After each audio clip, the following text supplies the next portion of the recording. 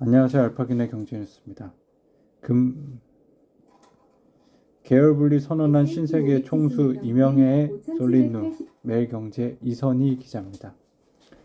시정에서는 신세계그룹 계열분리 위해서는 이명희 신세계 총괄회장의 보유 지분 승계 작업이 관건이라고 본다. 대기업 집단 동일인 총수 및 그 친족이 지분을 가진 회사는 같은 그룹으로 묶인다. 이러한 그룹이 공정거래법상 친족 독립 경영을 충족하려면 총수의 상호 출자 제한, 상장사 3%, 비상장사 10% 해소해야 한다. 공정거래위원회는 올해 초 이 총괄회장을 동인으로 지정했다. 이 총괄회장은 이마테와 신세계 지분을 각각 10%씩 보유하고 있다. 계열이 분리되려면 이 총괄회장 지분이 어느 한쪽으로든 정리되어야 한다는 얘기다.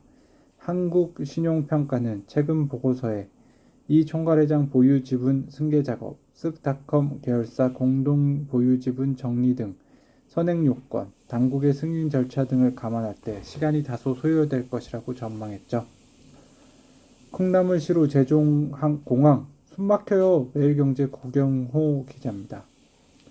제주국제공항 면적을 고려하면 입국장 공간 확장과 입국심사대 추가 설치는 어려워 제주 출입국 외국인청은 입국하는 외국인이 몰릴 때마다 다른 부서 근무자까지 투입하는 등 가용 자원을 최대한 활용하고 있다. 제주 관문인 제주국제공항에서부터 외국인 관광객 불평과 불만이 쌓이고 있는 만큼 출입국 절차 개선이 시급하다는 지적이 나온다. 도내 한 관광업계 관계자는 외국인 관광객 중 중국인과 일본인 비중이 높다.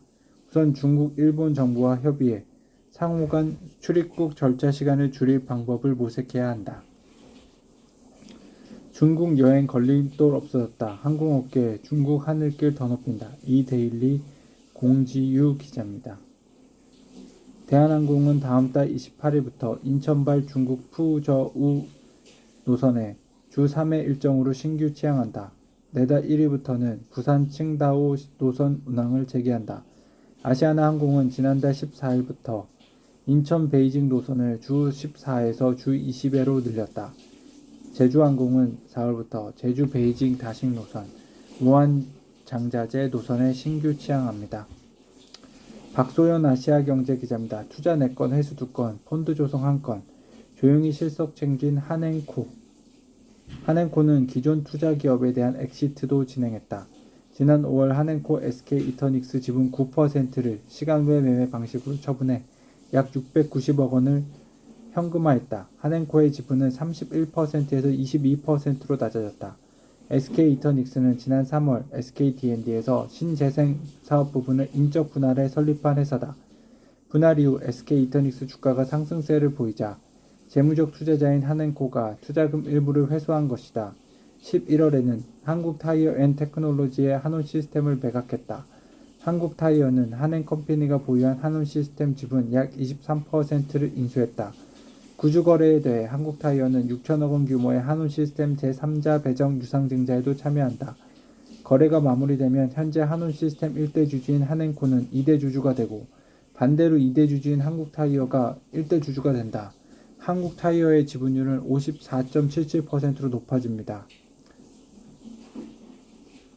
민경진 한국경제기자입니다. 1.3조 분할, 채태원 노소영 이혼 소송, 대법 상고심 심리 여부, 이번 주 결정. 대법원이 심리 불속행 기각을 결정하면서 2심 판결이 그대로 확정된다.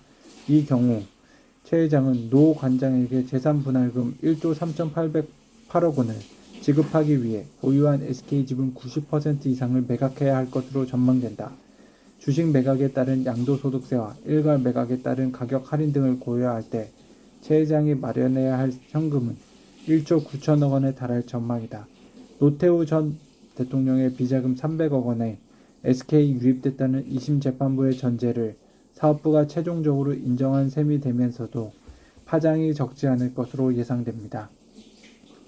알파균의 경제 뉴스입니다.